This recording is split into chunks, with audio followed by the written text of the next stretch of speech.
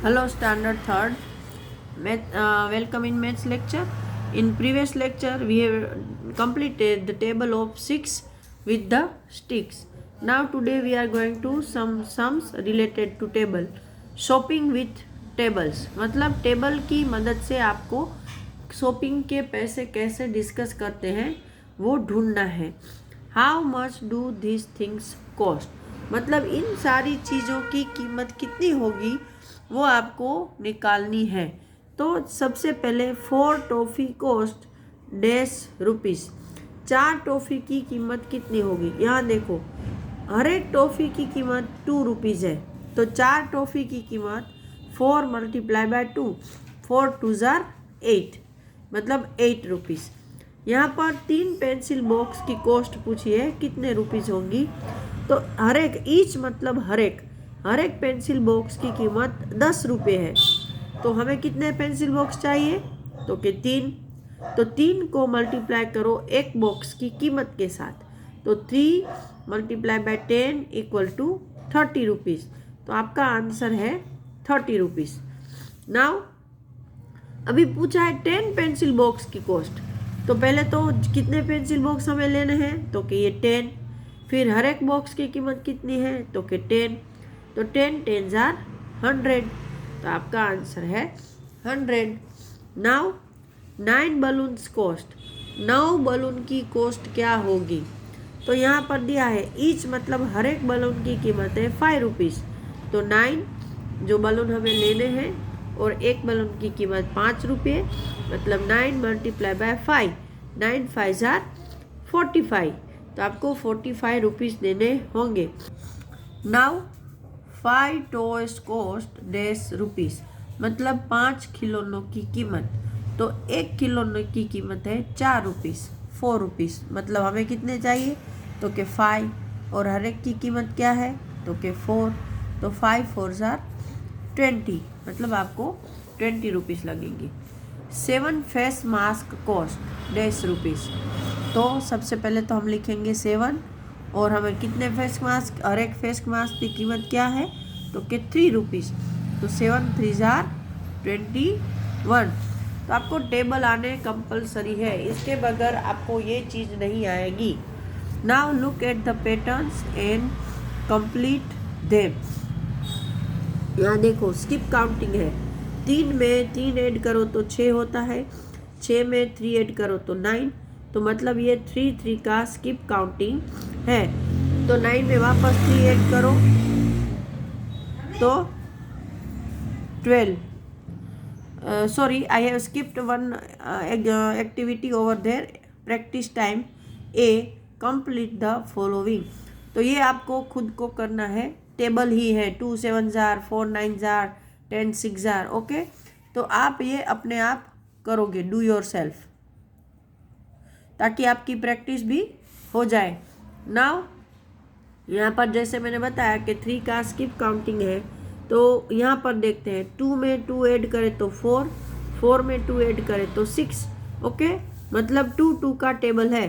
तो 2 6 के बाद 8 के बाद 10, 10 के बाद 12 और यहाँ पर रह गया 9 में हम 3 ऐड करें तो 12, 12 में 3 ऐड करें तो 15, 15 में 3 ऐड करें तो 18. तो ऐसे ही आपको यहाँ पर 10 10 का है. देखो 1 2 3 मतलब 10 10 का स्किप काउंटिंग है. 30 40 50 60. अभी यहाँ देखो 4 में कितने ऐड करेंगे तो 8 होगा. तो कि 4, 8 में कितने ऐड करेंगे तो 12 होगा. मतलब ये 4 का टेबल है. अगर आपको 4 का टेबल आता है तो आप डायरेक्ट भी बोल सकते हैं. देखो ये 4 1 ज़ा 4, 4 2 ज़ा 8, 4 3 ज़ा 12, 4 4 ज़ा 16, है ना. या फिर आप 4 4 ऐड करते जाओ, जो भी तरीका आपको आसान लगे. 16 में वापस 4 ऐड किया 20, 20 में 4 ऐड किया 24. ये 5 5 का स्किप काउंटिंग है. 5 + 5 10, 10 + 5 15, मतलब ये 5 का टेबल है. 15 में 5 ऐड किया 20, 20 में 5 ऐड किया 25, 25 में ऐड किया 5 तो 30। फिर यहाँ देखो 3 के बाद 6 मतलब 30 के बाद 60 आता है, तो ये 0 मतलब 10 और 3 में कितने ऐड करोगे तो के 3। 30 का स्किप काउंटिंग है, तो कैसे करोगे? तो इस नंबर को देखो, 0 वह के वहीं रहेंगे और 3 में 3 ऐड किया तो 6, 6 में 3 ऐड किया तो 9, अभी 9 में 3 ऐड करो तो 9, 10, 11 और 12 तो 120। वापस 0 वहीं रखो, 12 में 3 ऐड करो 12, 13, 14, 15, वापस 0 वहीं रहेगा, 15 में 3 ऐड करो तो 18। ठीक है, तो आप ऐसे वर्बली कर सकते हो, वरना आपको क्या करना पड़ेगा कि ऐसे 19 + 30, फिर जो आंसर आया फिर वापस उसमें, जैसे ये आया 120 तो वापस उसमें 30 ऐड करो, तो ऐसे लंबी प्रोसीजर होती है। जिन बच्चों को ऐसे वर्बली नहीं आता है वो बेटा ऐसे भी कर सकते हो। हाँ, आई डोंट माइंड, धीरे धीरे आप इस पैटर्न पर आ जाना, क्योंकि आप जैसे जैसे बड़े होते जाओगे आपको स्पीड में काम करना पड़ेगा। Okay, now I am moving on the next page. Complete the multiplication tree. यहाँ पर आपको देखो एक बड़ा सा पेड़ दिखाया है और आपको उसमें अलग अलग तरह से मल्टीप्लिकेशन करना है। जैसे यहाँ देखो आपको 10 का दिया है, तो 10 की कैसे 3 तरह से 10 बनते हैं। तो सबसे तो पहले 2 5 ज़ा 10, फिर 5 2 ज़ा 10, फिर 10 1 ज़ा 10, 1 10 ज़ा 10, राइट, ऐसे बनते हैं। तो यहाँ पर हम 12 बनाएंगे। तो सबसे पहले 2 के टेबल में आता है 12, याद करो 2 6 ज़ा 12 आता है। फिर 3 का टेबल देखो, 3 के टेबल में आता है 3 4 ज़ा 12, फिर 3 4 ज़ा 12 हुआ तो 5 3 ज़ा 12 भी होगा, है ना, होगा कि नहीं। फिर आप 6 2 ज़ा 12 ये भी डाल सकते हो, 12 1 ज़ा 12, 1 12 ज़ा 12 ऐसे डाल सकते हो। अभी है 18, तो वापस 2 के टेबल से शुरू करेंगे, 2 9 ज़ा 18। फिर 3 का टेबल याद करो, 3 के टेबल में आता है 3 6 ज़ा 18। फिर 4 का टेबल याद करो, एक मिनट, हाँ, 4 4 ज़ा 16 और 4 5 ज़ा 20। तो 4 के टेबल में 18 नहीं आता है, तो 5 के टेबल में 5 3 ज़ा 15, 5 4 ज़ा 20, 5 के टेबल में भी नहीं आता है, तो डायरेक्ट 6 का टेबल। ओके, तो 6 3 ज़ा 18, जैसे ये 3 6 ज़ा हुआ वैसे 6 3 ज़ा, फिर 6 3 ज़ा इधर डालना था, हाँ, और 2 9 ज़ा, ये हमने 2 9 ज़ा डाला था, तो यहाँ पर आएगा 9 2 ज़ा। ओके, यहाँ पर 35, तो देखो 35 है तो आप कैसे करोगे अभी के 2 10 ज़ा 10, 3 5 ज़ा 30, है ना, तो 3 तक के टेबल में तो आता नहीं है, तो 4 के टेबल में नाउ 35। तो जैसे मैंने बताया कि 3 10 ज़ा 30 तो उसमें नहीं आएगा, 4 10 ज़ा 40, है ना, तो 4 के टेबल में आता है, लेकिन 4 के टेबल आप पूरा लर्न करोगे तो उसमें कहीं पर भी 35 नहीं आता है। मतलब चलो हम 5 पर शिफ्ट करते हैं, तो 5 का टेबल बोलो तो 5 7 ज़ा 35।